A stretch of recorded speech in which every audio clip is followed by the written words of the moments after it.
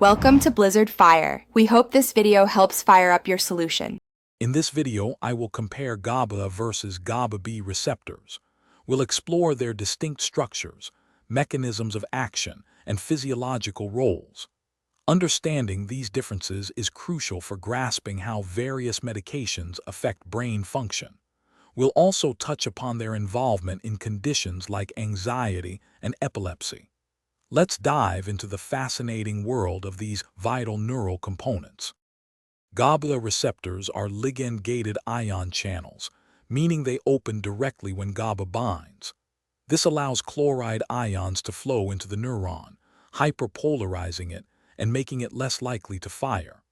Their fast action is vital for immediate neural inhibition. Many common medications, including those for anxiety and insomnia, target these specific receptors to enhance their calming effects.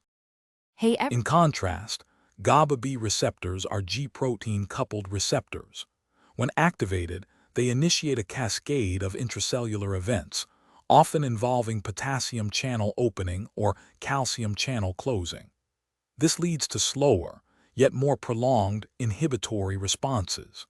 Their role extends to pain modulation and muscle relaxation, making them targets for different therapeutic applications than GABA receptors. Thanks for watching. If you found this helpful, don't forget to like and subscribe.